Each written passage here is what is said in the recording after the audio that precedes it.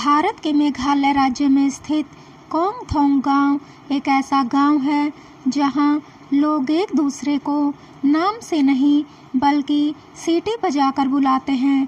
इसलिए इस गांव को व्हिस्लिंग गांव के नाम से भी जाना जाता है।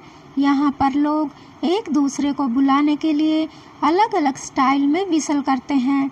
इस गांव में बहुत सारे ट्राइब्स के लोग रहते हैं। जिस तरह से किसी खास काम के पीछे कोई कहानी या तथ्य जुड़ा होता है, ठीक उसी प्रकार यहाँ भी सीटी को प्रयोग करने के लिए उसके पीछे एक दिलचस्प कहानी जुड़ी हुई है।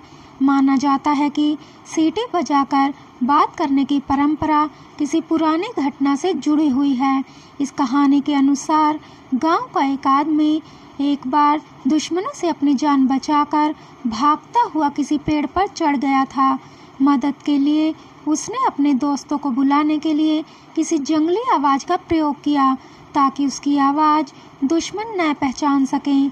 जिसके बाद उसके दोस्तों ने उसकी जान को उन दुश्मनों से बचा लिया था और इस घटना के बाद ही गांव में सीटी बजाकर बात करने की परंपरा शुरू हो गई थी। इस गांव में हर शख्स को दो नाम दिए जाते हैं।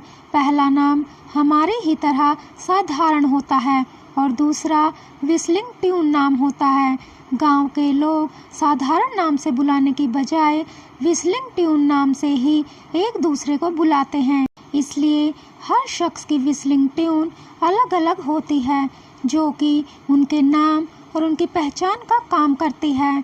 गांव में जब बच्चा पैदा होता है तो यह धुन उसको उसकी माँ देती है और फिर बच्चा धीरे धीरे अपनी धुन पहचानने लग जाता है। कोंगथोंग गांव में करीब 109 परिवार के 627 लोग रहते हैं, यानी कि इस गांव में कुल 627 धुन हैं। इस गांव में रहने वाले लोग इस धुन को प्राकृतिक ढंग से बनाते हैं।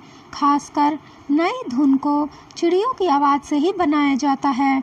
जब भी गांव के लोग कोई भी धुन बजाते हैं तो वह धुन दूर तक गूंजती है, क्योंकि कोंगथोंग गांव चारों तरफ से पहाड़ों से घिरा हुआ है।